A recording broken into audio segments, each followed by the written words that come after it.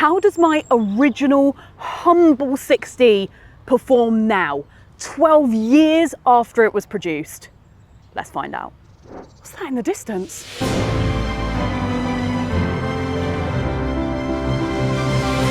And this is the 6D Mark II. This was first released in 2017, so it's got 5 years on my original. Let's see how they do. Amy, what the f? I'm all the way from America. It's Kristi's 6D.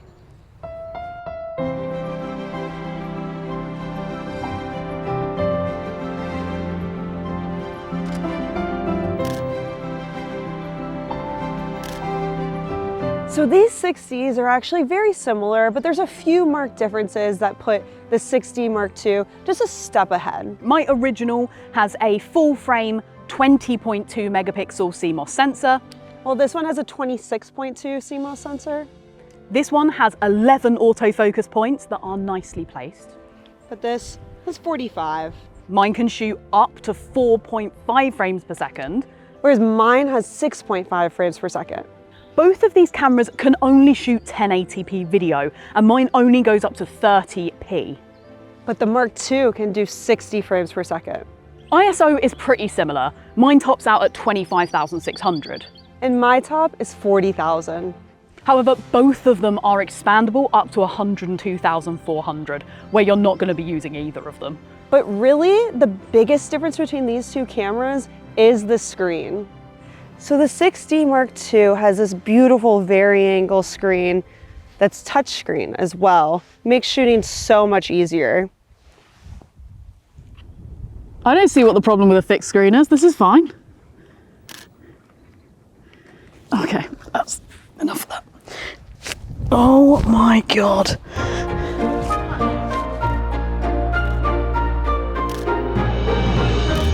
I was a bit worried because I literally don't shoot with DSLR anymore, so I was like, but actually you fall back into it really quickly. The feeling of it is just so natural in your hand. It does. And just the feeling of having that optical viewfinder, having that, you know, the chunk of the DSLRs when you're hitting the shutter. And the hardiness as well. Like when I just laid down by that stream, if that was my R5, I'd be like, careful nothing was touched, because the screen's so far down, like it's at the edges of the camera, whereas I was just like plonk, like this is fine, this will be fine. It feels solid, it feels durable, you can toss it around a little bit. Yeah, I have broken a screen on one of these, but to be fair, I was tethered and I caught the lead and I literally, this launched off of a table onto the floor, so it's not really the camera's fault, no, that was completely my fault. It is all user error. Yeah, 100%. I'm kind of loving it. Really like fall back into everything. You know? Changing settings also with all the dials is just so simple. And having to actually look at your exposure meter. So the first few shots, it's like, oh, I've completely forgotten to expose anything. Whereas like getting back into using that and not having a constant view of what you're shooting, it's quite like freeing. Yeah.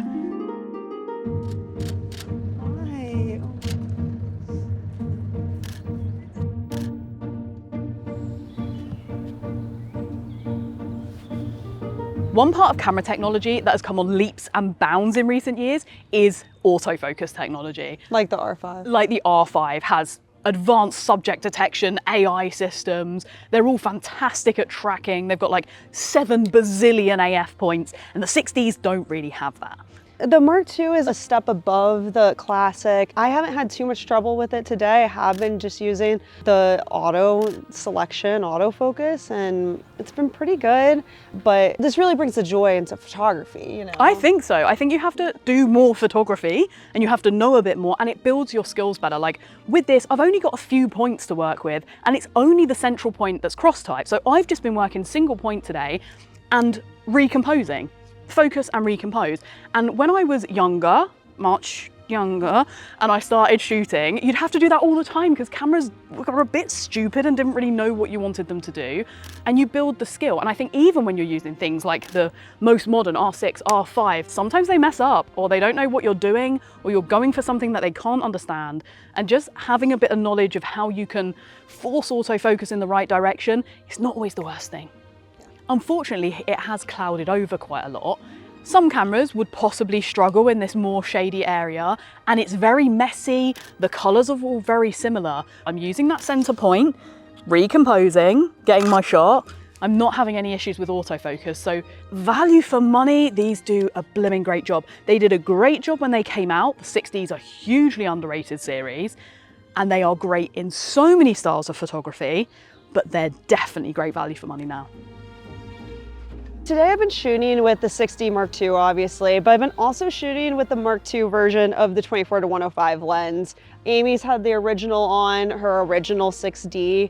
The big difference on this Mark II version that I have been liking better today is the lock button. Sometimes when you're just hanging your camera around your neck, the zoom will just auto extend, and that is a little bit annoying occasionally. So it is nice to, when you're not using it, just to be able to lock it in place. But in terms of image quality, I haven't really noticed that much of a difference. Maybe in post we will though.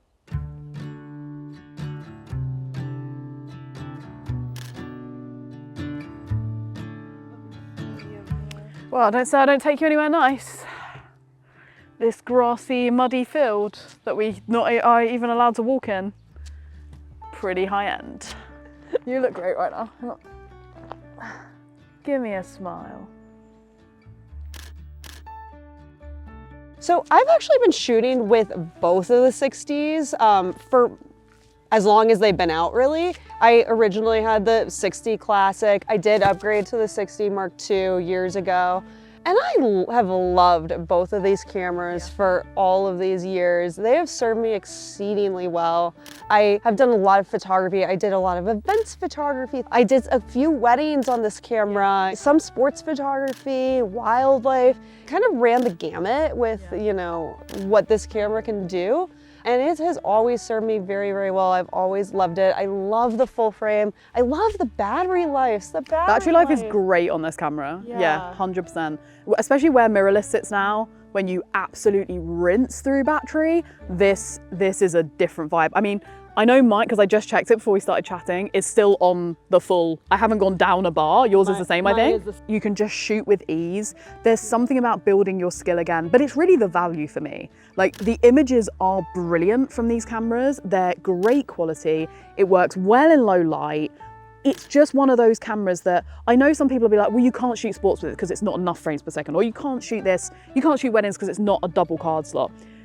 Yeah, okay, it might not be the best possible camera for those things, but I have shot all of those things on it. I shot weddings for years, I did loads of product with it, and also I did a lot of like travel with it because I could rely on it. I always felt like I could really rely on it. I did like a massive trip through Europe with it and it survived.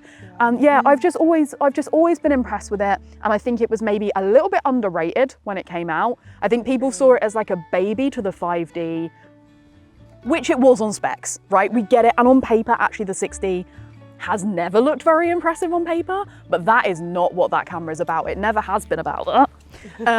It's much more about the usability of it and what it brings to you.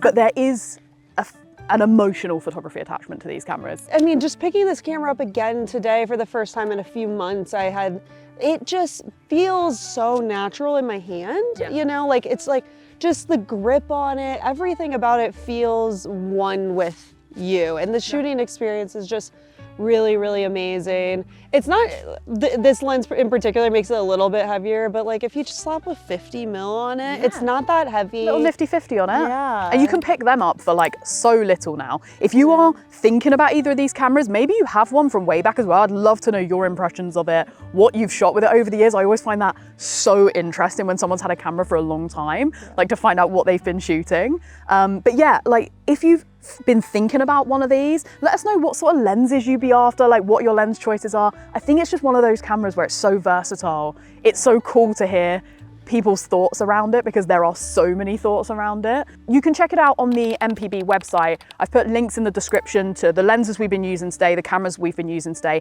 and you can even check out the shooting kit that Jakob is on behind the camera. But for now, a massive thank you for watching, and Kristi for joining us all the way from the US, and hopefully you'll be joining us in the next video from MPB. Oh, dear! Dear.